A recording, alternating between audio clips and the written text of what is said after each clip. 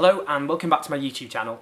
Today, Labour support driving the children of low-paid workers deeper into hardship and poverty. That's not an exaggeration, that's just a factual statement of where now we've ended up in. And what they've done, Harriet Harman, the acting interim leader of the Labour Party, she supported George Osborne's proposal to strip tax credits, which are in-work benefits of low-paid families, away from the third child and any other children that low-paid workers have. Now, if we've got to just remember for a second what Labour exists to do, this is what exists, its whole purpose. Over 100 years ago, it was set up to represent working people. The clue, of course, is in the name. It was on the basis the people at the top of society, there are two parties, the Conservatives and the Liberals, and they did a great job at representing the rich, so working people needed a voice as well. And if Labour has one mission, one central driving mission above any other, it is to improve the lot and the position of working people. If Labour support making low-paid workers and their children worse off, then they have to start asking a question: what on earth is the Labour Party for? People like me are often accused of pushing the politics of envy. On the basis we'll say, look, the richest 1,000 people, they've doubled their wealth in the last few years during one of the great economic traumas in the modern history of this country. Maybe they can afford to pay a bit more tax given so many other people are struggling.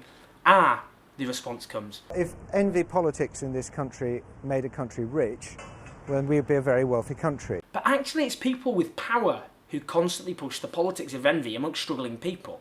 And what we've constantly heard in the last few years is this attempt to turn low-paid workers against unemployed people. And that your low-paid workers are told, look, you're struggling to make ends meet, you get up in the morning, you're grafting away, you're toiling, and at the same time you've got these scroungers down the road living in mansions made out of widescreen television sets, sitting on their sofas dribbling over Jeremy Kyle all day, being showered with benefits. How's that fair? But now, and this just shows where the level of political debate, if you can call it that, has come to in this country, because now they're coming after low-paid workers who have the temerity to have too many children. Where does that logic take us? Are low-paid families with only one kid supposed to kick off about the fact that they're supporting low-paid families with two kids? Or are people with no kids, like myself, am I supposed to kick off about the fact that my taxes are used to support families with kids, given I don't have any children myself? Am I supposed to kick off about the fact that if my next door neighbour has a heart attack, that my taxpayers' money has to be used for his hospital visit? Why should I pay for his hospital visit when he should have just gone out and done more exercise? You see, that might sound ridiculous, but that is literally the logic of these arguments. That's where we're now heading. Everyone for themselves. Why should I pay for people in different circumstances than my own? So, what do you think of then Culture Secretary Jeremy Hunt and his statement that he shouldn't have kids if he can't afford to raise them?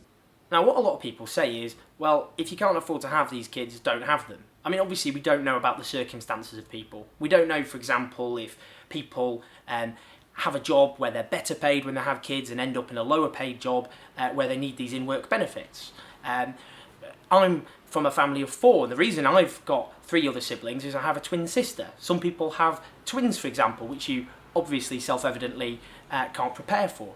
But even if you disapprove of those supermarket workers or cleaners or other low-paid workers having families of more than two, why would you punish the children? Because they're the ones who suffer. They're the ones who end up in colder homes. They're the ones who have fewer hot meals in their bellies. They're the children who can't have friends coming around to visit them. Or they're the ones who have to grow up in greater insecurity and deprivation. But this is the attitude. Well, tough. People like me were very critical of Tony Blair and Gordon Brown, and were often accused of doing down the record of that Labour government which was in power between 1997 and 2010. Well, isn't it ironic and perverse that people like me are desperately trying to protect the record of that government, because tax credits, of course, are one of the legacies of that government, and it's now some of the most ardent supporters of Tony Blair who support repealing many of those policies which did have a genuinely positive impact on some of the poorest people in society. Now, Liz Kendall, one of the four Labour leadership candidates, has come out, unlike the others, and supported Harriet Harman's position. And I have to ask someone like Liz Kendall, are you prepared to go to the children of low-paid supermarket workers and cleaners and say because you've got 2 siblings rather than 1, you're going to be worse off. Seriously.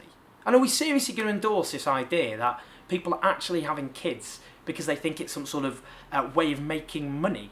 It costs about £250,000 nearly, according to a study, to raise a kid over their lifetime. The idea it's a money spinner to have a child is probably one of the most ludicrous ideas possible. And indeed, it's worth noting that as people have become better off in society, the size of families has shrunk. And it's this age-old myth: the poor are breeding too fast. And that is a myth which has existed, and a pernicious and horrible myth that has existed for centuries. And it also reminds me, back in the early 1990s, the Tory minister, Peter Lilly, and he stood up at Tory party conference. And honestly, you have to see this video to believe it. There's young ladies who get pregnant just to jump the housing queue, and dads who won't support the kids of the ladies they have kissed. Well, I'm afraid that is the same underlying logic to these policies. I heard Frank Field saying that most Labour MPs probably support George Osborne in his drive to strip away support from the 3rd and 4th children of low-paid workers. Well, if that's true, and I desperately hope it isn't, and I just ask those Labour MPs, how do you think you're going to win Scotland back again, where you're constantly pilloried for being the Red Tories by former Labour voters who've fled into the arms of the Scottish National Party? Wherever you stand on the political spectrum, then I just would ask you, do we really want to live in a society where we can cut taxes for people at the top whilst driving supermarket workers and cleaners and lollipop ladies' children into poverty? I genuinely don't think we do. And that's the debate I want to have.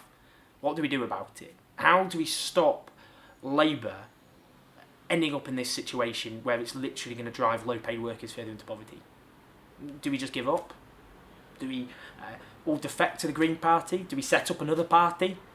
I myself, I'm backing Jeremy Corbyn in his crusade to avoid the Labour Party just capitulating to the Tories, and I certainly hope that people support that as well, because I think that's the way of putting really inspiring policies on the agenda. But whatever happens, we've got to have a long, hard think, because this could be just the beginning of Labour accepting a load of horrible stuff that the Tories are going to do to low-paid workers and other people, disabled people, people living in poverty. So I want to hear your thoughts, I want to hear your suggestions. If you can cheer me up about this, I'd appreciate that as well. Please subscribe, keep the debate going, and I'll see you next time.